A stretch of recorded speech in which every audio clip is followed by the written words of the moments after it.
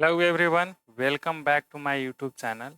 आज हम लोग डिस्कस करने वाले हैं बिजनेस स्टडी के बारे में। तो चलिए हम लोग बिजनेस स्टडी में जो स्टार्ट करने वाले हैं या फिर डिस्कस करने वाले हैं उसका नाम है, उसमें चैप्टर 3 है। उसका नाम है मैनेजमेंट एंड बिजनेस इन्वायरमेंट। क्या है? Management and business environment. अब ये चैप्टर 3 में करना क्या है हम लोग को? तो इसमें हमें ऑब्जेक्टिव क्वेश्चंस का एनालिसिस करना है। ठीक है, तो चलिए वीडियो स्टार्ट करते हैं।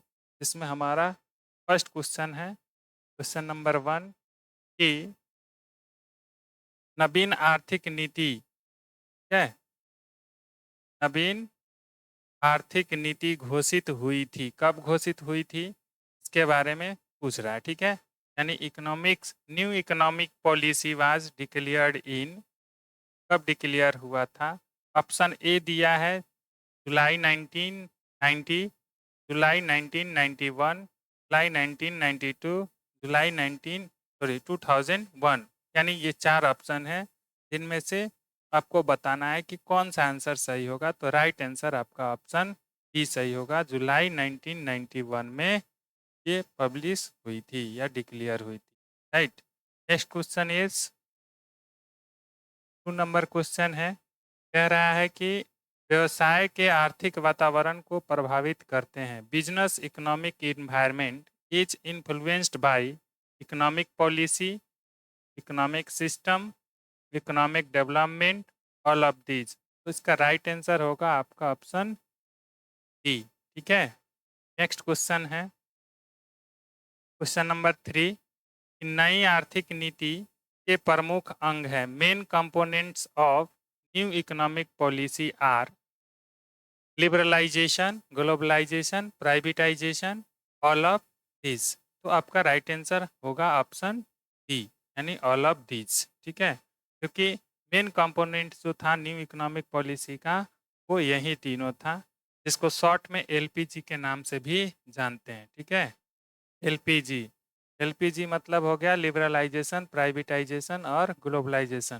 देखिए यहाँ एलपीजी का मतलब वो मत मान लीजिएगा जो गैस में रहता है। ठीक है, इसका फुल फॉर्म होता है लिक्विड पेट्रोलियम गैस। यहाँ पे इकोनॉमिक है, इकोनॉमिक पॉलिसीज के बारे में हम लोग पढ़ रहे हैं, तो इसमें आएगा liberalisation, globalisation, privatisation. Okay, next question है क्वेश्चन नंबर 4। भारत में उदारीकरण की नीति रही है।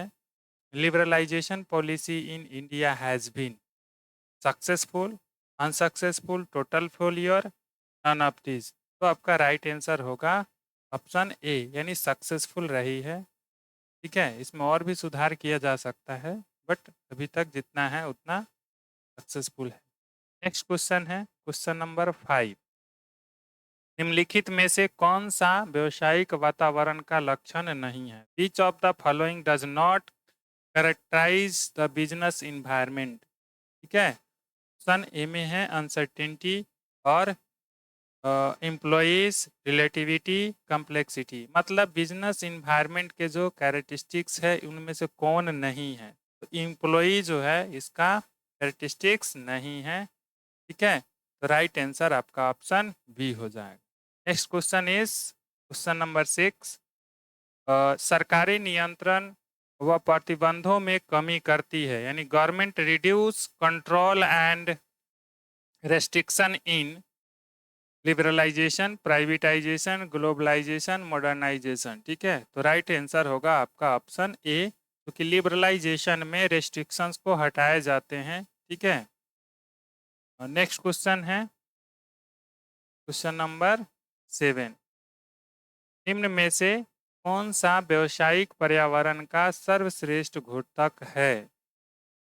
Which of the following best indicates the importance of business environment? ठीक है, ऑप्शन है identification, improvement in performance, कॉपिंग with rapid changes. ठीक है, all of this.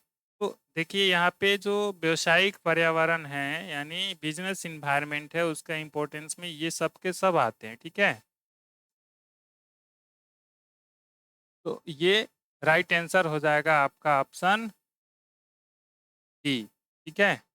Next question is question number 8।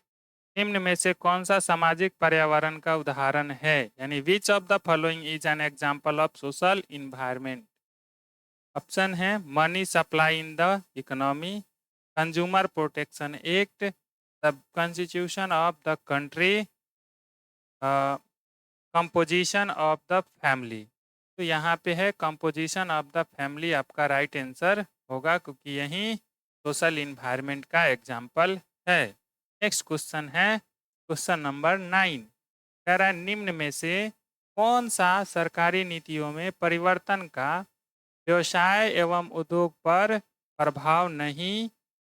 प्रभाव का वर्णन नहीं करता है। मतलब ये है कि which of the following does not explain the impact of government policy changes on business and industries.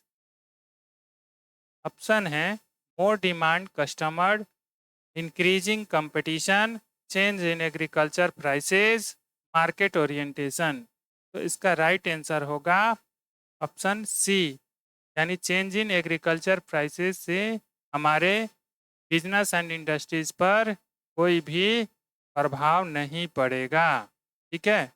Next question है, देखिए कोई भी प्रभाव नहीं पड़ेगा, इसका मतलब डायरेक्टली ये मत सोच लीजिए कि कुछ पड़ेगा ही नहीं। कह रहा है कि उद्योग पर प्रभाव का वर्णन नहीं करता, यानी उस पर डायरेक्टली नहीं करता, लेकिन इनडायरेक्टली तो करता ही है। ठीक है।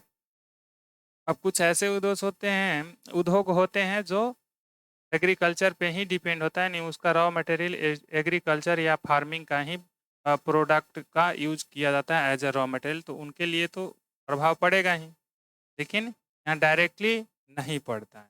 नेक्स्ट क्वेश्चन है क्वेश्चन नंबर 10। भारत में नवीन आर्थिक नीति लागू की गई थी। In India the new economic policy is applied in. कब अप्लाइड किया गया था? तो 1991 में, जुलाई 1991 में। ठीक है। नेक्स्ट क्वेश्चन अब इतना ही है इस चैप्टर में। तो आज के लिए इतना ही, मिलते हैं फिर नेक्स्ट वीडियो में। तब तक के लिए बाय।